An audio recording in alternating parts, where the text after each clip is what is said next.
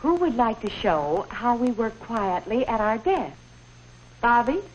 Remember how boring school was back in the old days? Didn't you just hate it? Quiet while they read, aren't they? What if you, the student, had the power to shape your classroom to fit the day's studies? What if you could build it all new every day? All right, you guys can move the tables. You can move to find a section in this part of the class. A flexible learning space is what we're actually sitting in. Well, excuse me, I'm trying to isolate us from the world. The tables are able to fold, and the students are able to write on the tables and put ideas, as well as there's great movement and flexibility to change the environment of the four walls of a classroom into their own space. That was really good. When we have everything on wheels, we can move everything around. It's better for me because I don't like to sit in constricted areas, and I like to move around a lot. Hillbrook's experiment began with a vacant space, the iLab. So started talking to a company, and they said, well, we're making this new furniture, it's on wheels. That you can try out in that space. Sounds like a really interesting idea. You want to give us some stuff. What happened is as people started to play in that space, they're like, wow, I can do things in that space that I can't do back in my classroom. And initially it was really just about a mobile classroom. We wanted things to move. A lot of the stuff in the iLab kept getting pulled into different classrooms. And so over the summer, we said, let's see if we can transform their classrooms. Every classroom has space. And if we think intentionally about the environment and how it impacts kids, we can engage them more deeply. They'll own space much more, they'll love the work they do, and that's just what environment can do. For me, as a teacher, the magic is when I can fully step away and just watch them.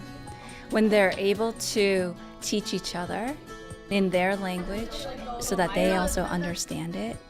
As the teaching is changing, the space has to catch up with that. It's nice because it's not standardized testing style. It's nice and free, and you can kind of relax a little bit while you're learning, which makes it more fun to learn.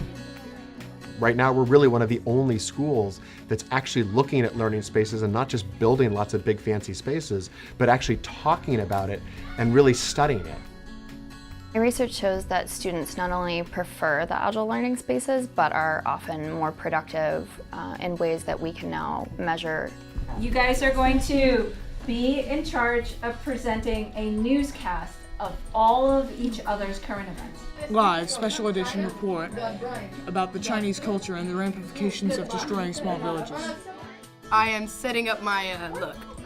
To have a student walk out and say that was fun, where deep down inside, I know as a teacher, I was teaching you something out of it, is one of my joys also as a teacher, because the fun aspect of it is crucial for every student.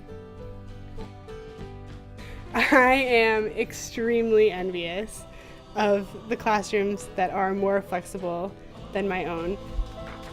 I love the iLab, and I really, really wish that our kids were able to do the kinds of things that they're doing in the iLab and to choose how they get to learn and to choose how they are best going to do whatever it is that they're assigned to do. I'm really jealous. I do wish other students had this opportunity because it's so amazing.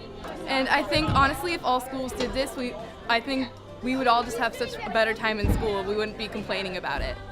We provide a very hands-on program, and the furniture at some level has been an impediment to our ability to do that. And so we want to create classrooms that reflect the kind of teaching and learning that we know happens at the best schools in the world and that happens at Hillbrook. Good night and good luck.